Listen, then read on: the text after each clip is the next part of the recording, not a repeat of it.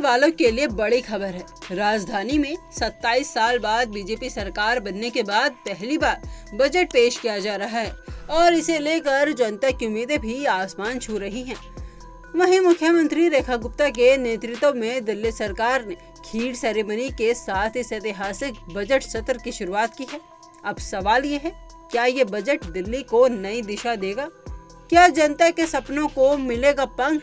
चलिए आपको बताते हैं इस बजट से जुड़ी हर अहम बात आसान भाषा में और विस्तार से। दिल्ली का ये नया बजट 80,000 करोड़ रुपए से अधिक का हो सकता है। पिछले साल यह आंकड़ा 76,000 करोड़ रुपए का था, यानी इस बार करीब 5% की बढ़ोतरी की संभावना है।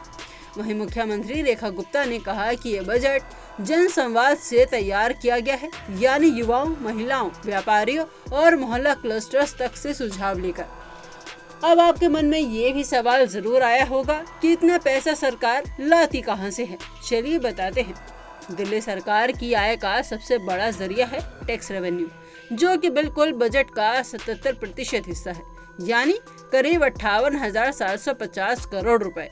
इसके अलावा नॉन टैक्स रेवेन्यू 1,000 करोड़ रुपए है, कैपिटल रिसिप्ट 379 करोड़ है, स्मॉल सेविंग लोन 10,000 करोड़ रुपए है, केंद्र सरकार की योजनाएं 3,224 करोड़ रुपए है, तो वहीं केंद्र से अनुदान 1,168 करोड़ रुपए है और ओपनिंग बैलेंस 1,479 करोड़ रुपए है। दिल्ली सरकार को सबसे ज्यादा पैसा जीएसटी और वैट से मिलता है, जो कि 41,000 करोड़ रुपए है। इसके अलावा मोटर व्हीकल टैक्स 36,000 करोड़ है, स्टाम्प और रजिस्ट्रेशन शुल्क 7,750 करोड़ रुपए है और एक्साइज ड्यूटी 6,400 करोड़ रुपए है। अब जानते हैं कि ये पैसा खर्च कहाँ होता है। सबसे बड़ा हिस्सा शिक्षा को दिया गया है। शिक्षा में 22% यानी 16,386 करोड़, स्वास्थ्य में 11% यानी 8,685 करोड़ रुपए, परिवहन में 10% यानी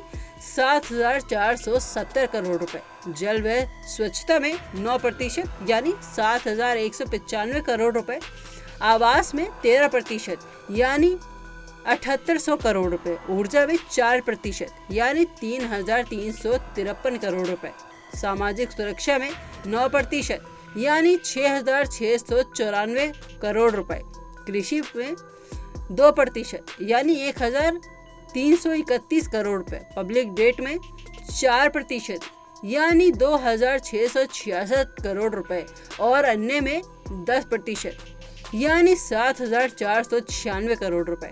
इस बजट में कई अहम योजनाएं पेश की गई थी।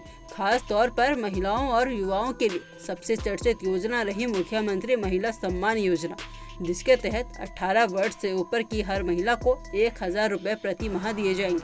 हालांकि ये योजना आयकर दाताओं, सरकारी पेंशन वाले और कर्मचारियों पर लागू नहीं होंगी।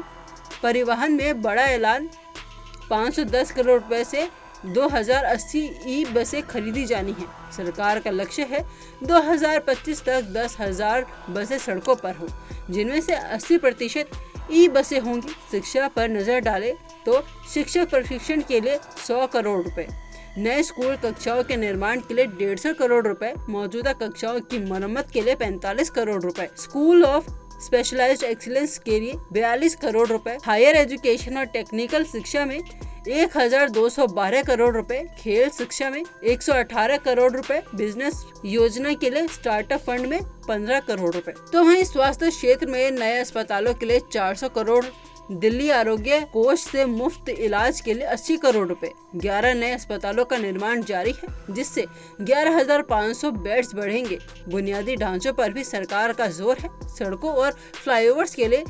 1,767 करोड़ रुपए। वहीं मुख्यमंत्री सड़क पुनर्निर्माण योजना के तहत 275 करोड़ रुपए है। अनधिकृत कॉलोनियों में विकास 902 करोड़ रुपए है। वहीं जल बोर्ड के लिए पानी और सीवरेज के लिए 7,195 करोड़ रुपए है। तो कुल मिलाकर दिल्ली का बजट साल 2025 और 26 महिलाओं, युवाओं और व्यापारियों और बुनियादी ढांचे सभी पर फोकस करता है। लेकिन असली सवाल ये रहेगा, क्या ये बजट कागजों से निकलकर जमीनी हकीकत बनेगा? क्या रेखा गुप्ता सरकार अपनी पहली परीक्षा में पास होगी?